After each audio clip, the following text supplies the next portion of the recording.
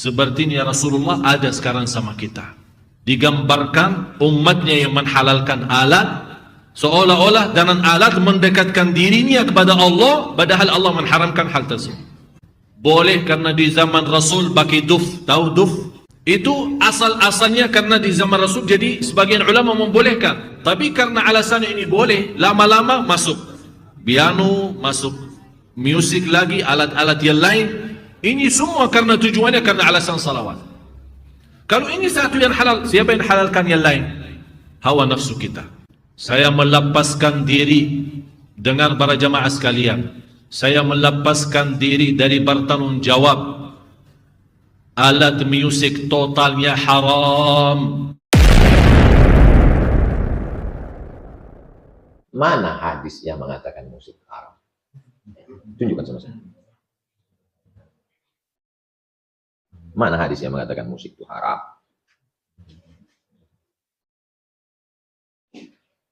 Jelas nih hadisnya. Hadisnya mana? Tuliskan.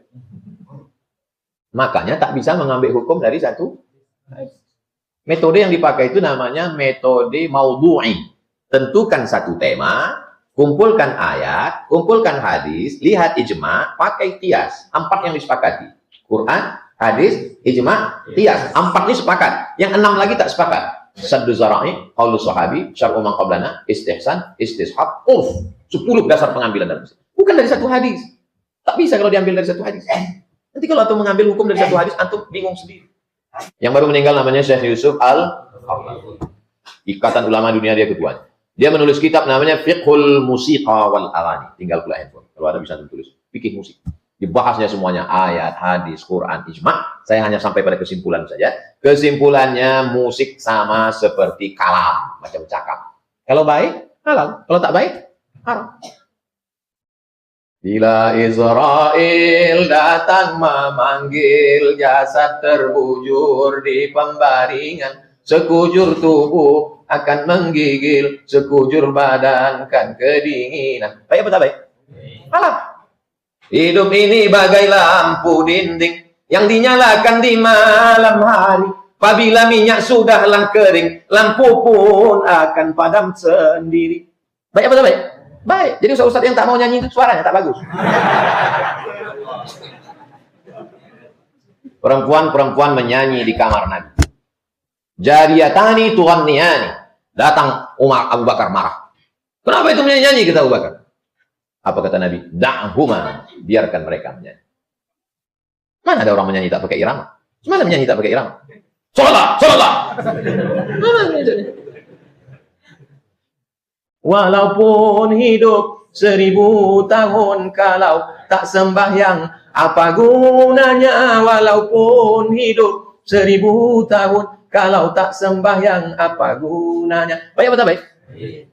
Tapi kalau lagunya Cinta Satu Malam, Selimut Tetangga, Kucing Garong, Terlalu Sulit,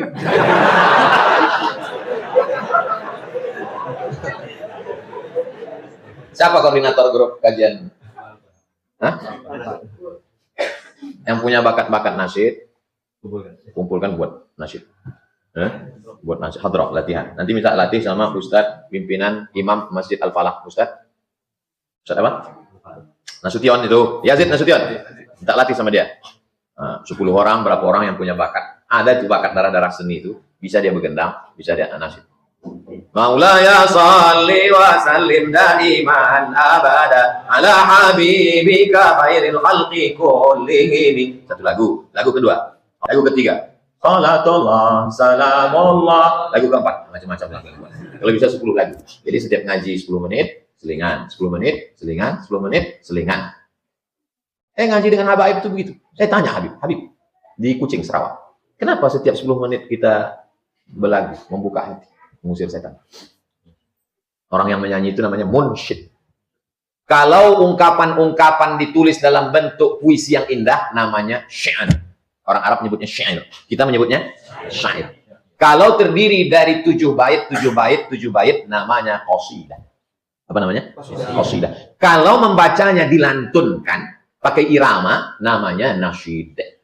Paham? Jadi kalau ditanya orang, apa beda syair, kasidah, dan nasyid? Kalau kata-kata indah, cantik, syair. Kalau terdiri dari 7 bait, qasidah. Kalau dilantunkan dengan irama yang indah, nasyid. Orang yang melantunkannya namanya munsyid. Jangan nanti ditanya orang, nasyid itu apa? Itu mak-mak yang mukul gendang. Saya mau anak-anak muda ini punya grup nasyid yang menyanyi namanya munsyid, pilih yang bagus suaranya. Supaya jangan lagi nanti Maulid Nabi Isra Mi'raj maju lama-lama itu nyanyi. Lagunya biasa aja, lipstiknya 2 inci. Di dalam masjid memukul gendang pakai bedak, bini orang ditonton laki orang. Tapi ibu tuh udah mau ngaji, tuh udah alhamdulillah. Maka saya kok tanya, Ustaz kami punya grup nasyid, lanjutkan. Tapi kalau bisa jangan di depan laki orang, mukulnya mah di teras. Pas Maulid Nabi di teras. Oh, bismillah tawassalna billah la la la la la.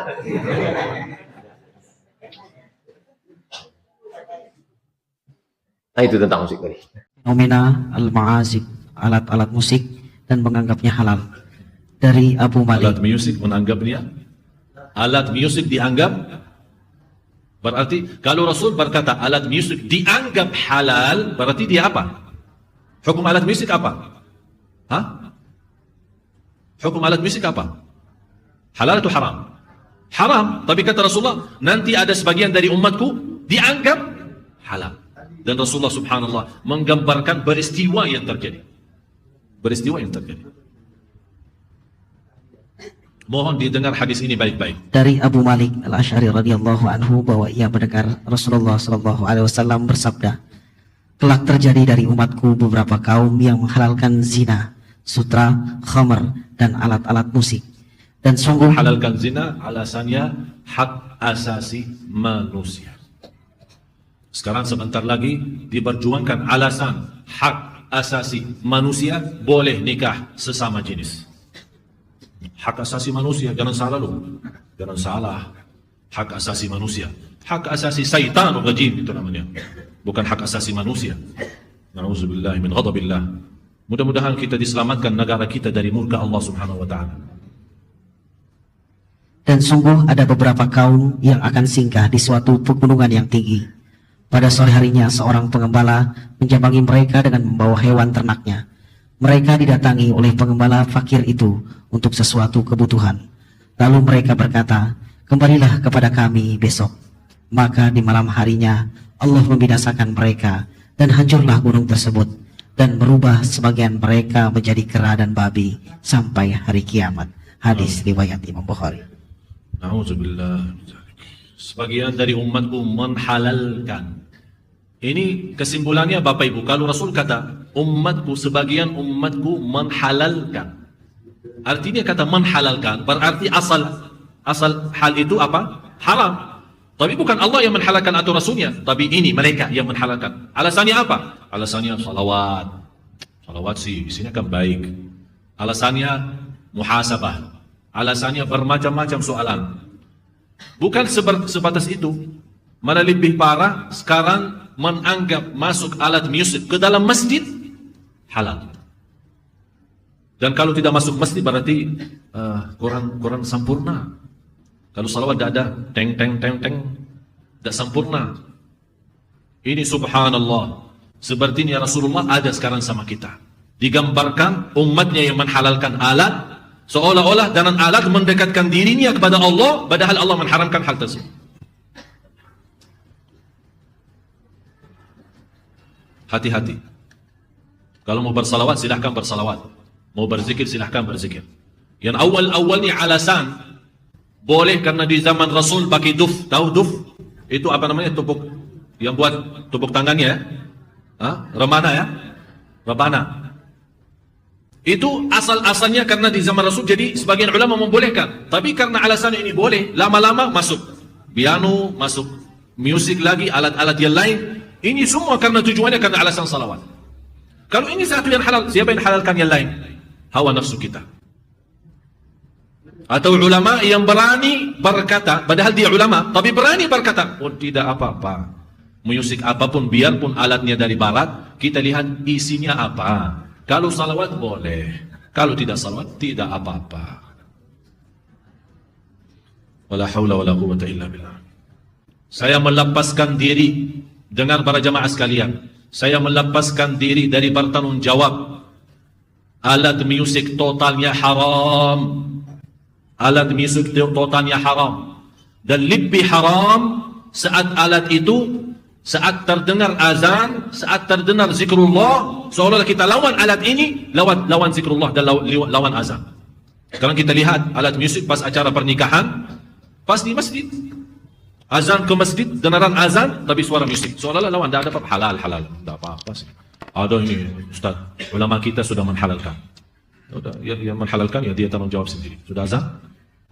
Dan salah satu menjadi bahaya bagi iman kita, termasuk untuk tumbuh badan kita, mendengar musik pas mau tidur. Ada orang asik tidur kalau handsfree-nya di dalam telinga mendengar musik. Katanya baru bisa tidur. Ganti. Kalau mau untuk menjaga iman, menjaga takwa, dan tetap dipelihara oleh Allah sepanjang kita tidur, ganti dengan ayat Al-Quran, ayat Al-Kursi, Al-Fatihah, Suratul Baqarah. Subhanallah, dari sisi ilmu dokteran ahli saraf, dibuktikan Suratul Baqarah menyembuhkan dan mengaktifkan saraf yang dalam otak yang sudah mati. Kadang-kadang kita namanya manusia, semakin usia, semakin umur, kan ada saraf-saraf yang sudah tidak aktif. Karena ada kelemahan fisik, kelemahan tenaga, tidak jarang olahraga, banyak beban urusan pikiran macam-macam. Ini yang membuat ada masalah banyak di dalam otak kita. Tiba-tiba rasa pusing, ya. Ini obatnya Suratul Baqarah. Apalagi buat anak-anak kecil. Anak yang masih bayi, ya, masih baru beberapa bulan, belum 1 tahun atau seterusnya. Subhanallah, Suratul Baqarah salah satu yang sangat aman dan berkah untuk otak anak kita.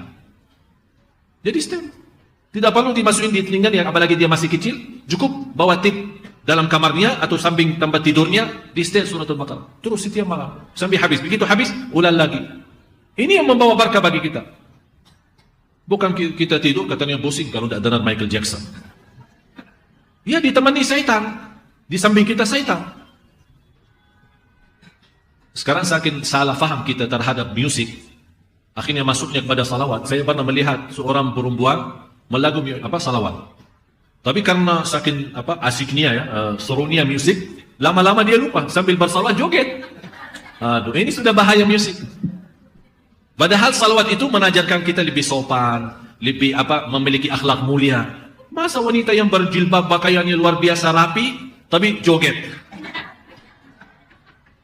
La haula wala quwwata. Ini sudah akibatnya musik. Tapi cuma kalau tidak ada musik, bersalawat, ya tidak mungkin mau joget orang. Atau sambil bertahlil atau bertasbih. Masa orang subhanallah sambil kelihatan dadahnya, na'udzubillah. Itu tasbih namanya.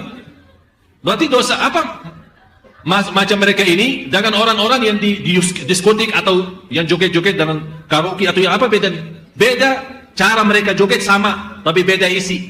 Itu lagu cinta dan ini lagu salawat katanya. Ini masalah. Ini yang namanya sudah tercampur aduk ibadah kita dari yang benar. Karena kita mohon maaf, saya yakin orang yang bersalawat di masjid, di luar masjid sambil membawakan alat musik, saya yakin niat mereka baik. Saya yakin mereka bukan berniat mendustakan Allah atau bermaksiat kepada Allah dan Rasulnya. Tapi saya yakin mereka belum tahu.